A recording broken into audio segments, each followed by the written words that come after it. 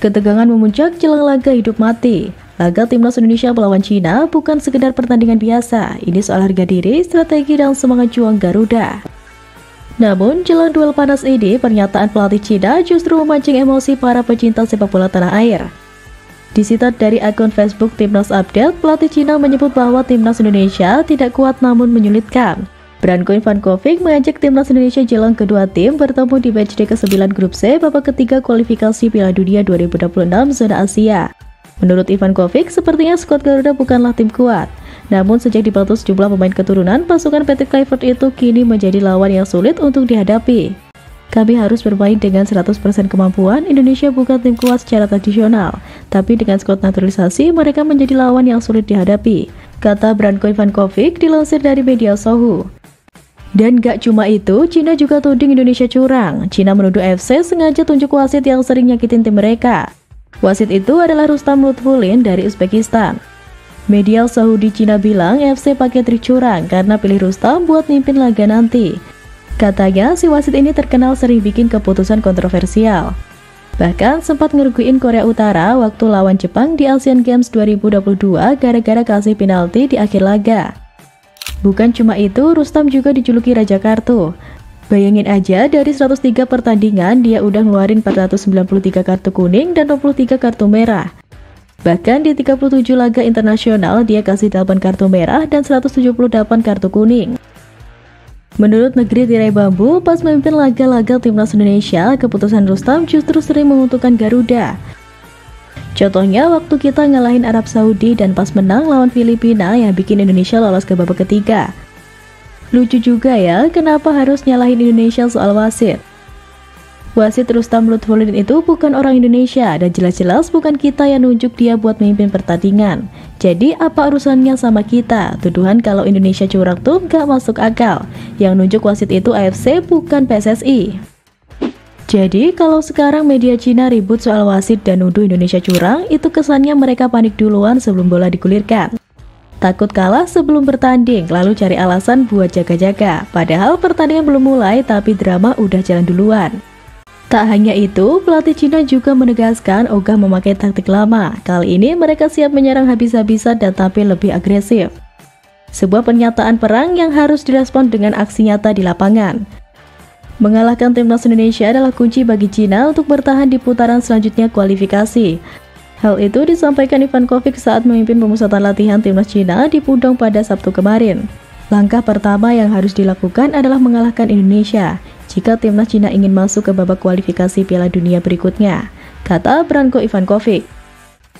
Karena itulah instruksi khusus pun diberikan Ivankovic untuk anak asuhnya kala bermain melawan timnas Indonesia.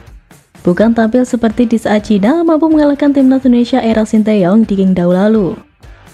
Pelatih asal Kroasia itu minta anak asuhnya berani tampil menyerang dan menekan meski bermain di depan puluhan ribu supporter lawan.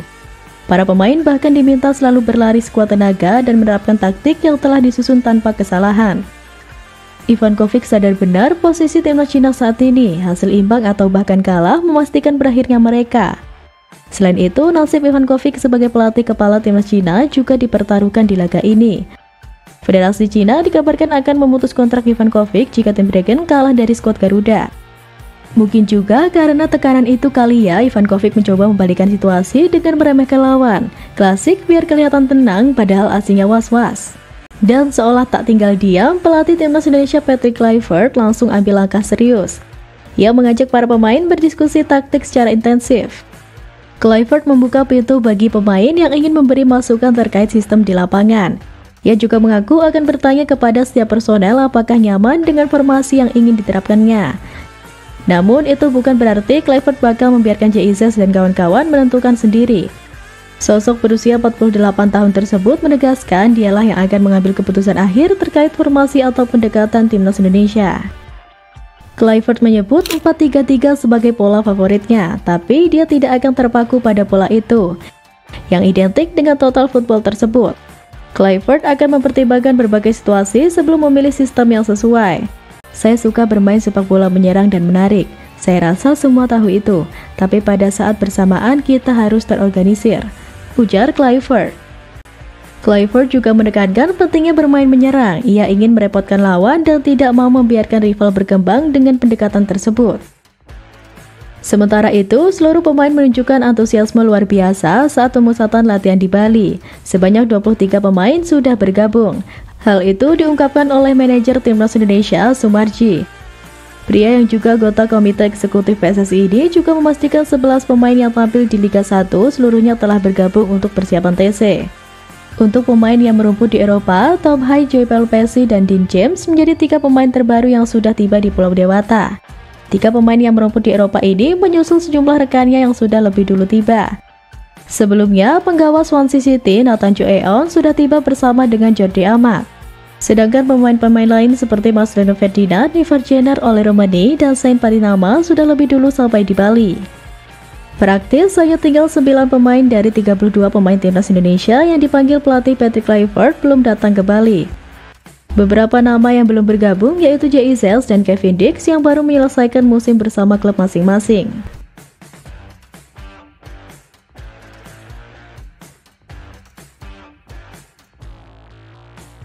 Karena kerja keras tak boleh berakhir sia-sia, Cina harus dikalahkan, Jepang pun juga tak boleh luput. 2 pertandingan tersebut jelas sangat penting untuk tim Garuda.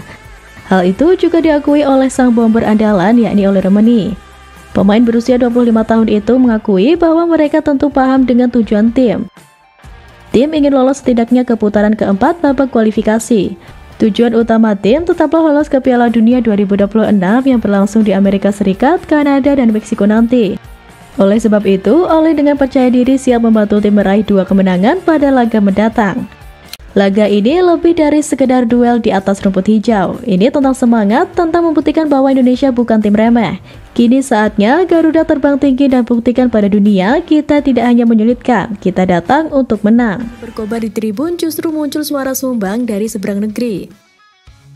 Lagi-lagi media Cina kembali membuat heboh publik dengan memberikan kabar bahwa Timnas Indonesia bisa dicoret dari kualifikasi Piala Dunia 2026 zona Asia karena sudah 2 kali disanksi FIFA. Seperti diketahui sebelumnya, PSSI dan Timnas Indonesia dijatuhi sanksi oleh FIFA imbas perilaku supporter pada laga melawan Bahrain. Selain denda 400 juta, kapasitas tempat duduk penonton di pertandingan kandang berikutnya harus dikurangi 15%. Nah, pertandingan terdekat adalah melawan Cina, sehingga akhirnya sanksi itu menjadi sorotan media asal negeri Tiongkok. Mereka meyakini hukuman itu menjadi kabar baik jelang duel di Stadion Utama Gelora Bung Karno, Jakarta pada 5 Juni 2025 mendatang.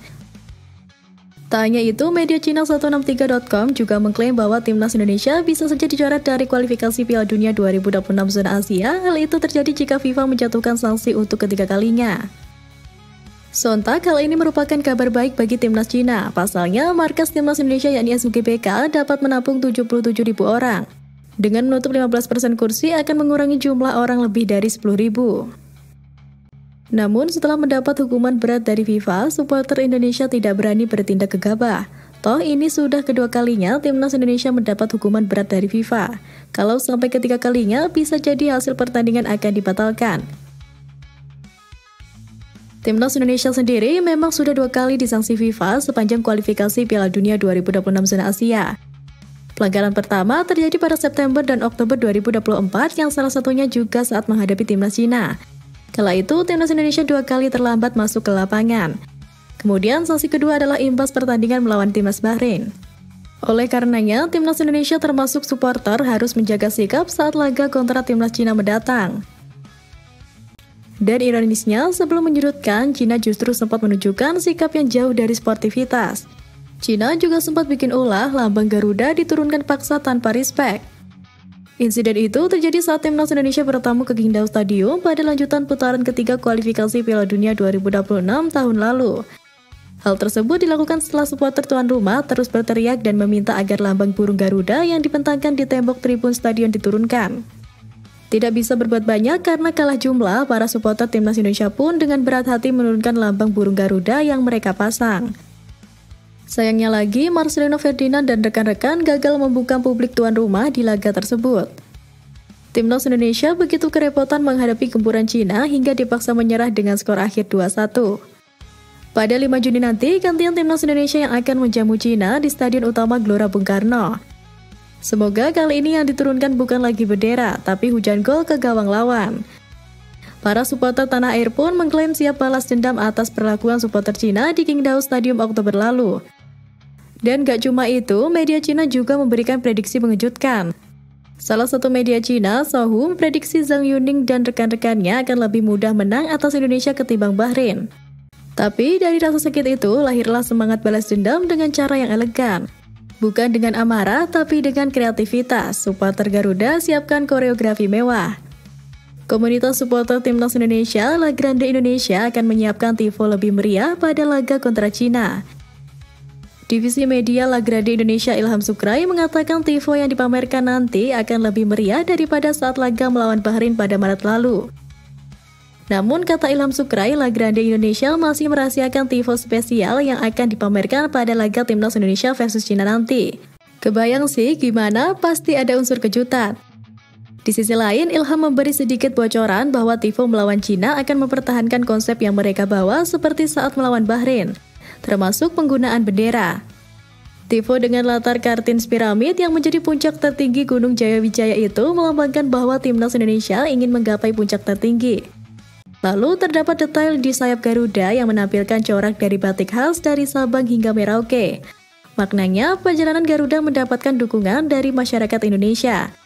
Selain itu, dada Garuda yang bertuliskan angka 45 mengusung filosofi sejarah mengenai perjuangan pahlawan Indonesia yang membawa bangsa ini meraih kemerdekaan pada 1945. Detail lainnya yakni terdapat bulan biru yang melambangkan sebuah momen bersejarah dan sangat jarang sebelumnya terjadi. Kurang lebih konsepnya mirip dengan saat melawan Bahrain. Namun mungkin akan ada beberapa detail dan kejutan baru yang disiapkan khusus untuk menciptakan atmosfer yang lebih emosional dan membakar semangat para pemain di lapangan. Jadi kita tunggu saja bagaimana kejutan visual dari La Grande Indonesia akan kembali menyulut euforia di stadion. Sebelumnya, tifo Garuda Show Your Dignity yang membentang dalam laga Timnas Indonesia versus Bahrain pada Maret lalu sempat menjadi sorotan dunia. FIFA langsung memberikan penghargaan untuk koreografi yang ditampilkan dalam pertandingan tersebut. Penghargaan itu membuktikan bahwa kreativitas, loyalitas, dan semangat juang supporter Indonesia telah diakui di level dunia. Tayangan pertandingan tersebut disiarkan di 78 negara dan cuplikannya langsung viral di media sosial. Presiden FIFA, Gianni Infantino, secara langsung mengakui bahwa koreografi Garuda Raksasa di GBK adalah yang terbaik sepanjang tahun 2025. Menurutnya, koreografi ini tidak hanya memukau secara visual, tetapi juga memiliki makna yang mendalam dalam membakar semangat tim. Ini adalah contoh bagaimana sepak bola bisa menghadirkan seni dan semangat nasionalisme dalam satu momen yang epik. Hal ini membuktikan bahwa supporter Indonesia bukan hanya memberikan dukungan, tetapi juga menjadi faktor psikologis yang mampu melemahkan mental lawan. Dengan penghargaan dari FIFA, supporter Indonesia kini diakui sebagai salah satu yang terbaik di dunia. Pertama, Timnas Indonesia di Bali bukan sekedar pemanasan. Di balik keringat yang bercucuran, ada racikan strategi baru dari pelatih Alex Pastor yang langsung mencuri perhatian. Bukan strategi biasa, Pastor nampaknya datang dengan misi yang gak main-main. Sosok Stefano Lillipali, gelandang serang milik Borneo FC itu tak hanya kembali ke pangkuan timnas, lebih dari itu, supporter Garuda juga siapkan kejutan untuk Patrick Kluivert. Tugas itu Indonesia menyiapkan hadiah untuk Patrick Kluivert jika timnas Indonesia bisa mengalahkan Cina di Stadion Utama Gelora Bung Karno pada Juni nanti. Namun sebelum itu, La Grande menilai Patrick Kluivert perlu menunjukkan prestasi terlebih dahulu akan menentukan apakah ia hal tersebut disampaikan oleh Ilham Sukrai dari divisi media La Grande Indonesia dalam podcast dikenal sebagai pemain kreatif dengan visi permainan yang tajam. Pastor tak memberi kelonggaran, kasih saja kemenangan. Supporter paling setia dukung timnas, tapi kalau pelatih datang ganti terus, ya harus buktiin dulu bermain dengan intensitas tinggi. Ketika ditanya kapan nama Kluivert akan mendapat chat dari tribun penonton, Ilham menyatakan bahwa hal tersebut terjadi secara spontan dan tak bisa direncanakan. Di lini tengah. Nyanyian untuk pelatih sebelumnya Sinteyong pun juga spontan. Tidak mungkin ia menjadi salah satu kunci juga menyinggung pernyataan tegas La Grande Indonesia yang disampaikan pada 8 Januari lalu, tak lama setelah Kluivert titik awal strategi baru di bawah duo Kluivert dan Pastor. Dalam pernyataannya saat itu, La Grande menuntut agar timnas langsung lolos ke Piala Dunia 2026 dengan finish sebagai runner-up ini menjadi bahwa laga bulan Juni sangat penting untuk skuad Garuda. Desakan itu logis karena pergantian pelatih biasanya diiringi dengan pendekatan strategi Jepang. Ole menegaskan bahwa mereka tidak gentar untuk menatap pertandingan terakhir. Kemenangan akan coba dikejar saat melawan Cina dan Jepang nanti. Menurutnya, ini jadi target realistis karena mereka membawa misi untuk bisa lolos ke Piala Dunia. Butuh perjuangan ekstra keras agar misi tersebut bisa dilewati dengan baik. Tak sendirian, semangat membara juga datang dari Tom Hyde. Pemain kunci tim nasional Indonesia itu menunjukkan sikap dewasa dan profesional saat menanggapi sorotan jelang duel penting kontra Cina di ajang kualifikasi Piala Dunia 2026 zona Asia. Meski publik menilai laga tersebut sebagai momentum balas dendam, gelandang kelahiran Belanda itu menegaskan bahwa ia memandangnya sebagai satu dari sekian laga penting yang harus dimenangkan. Dua laga tersisa melawan Cina dan Jepang akan menjadi penentu apakah Indonesia bisa melaju ke putaran keempat atau bahkan mengejar posisi lolos langsung.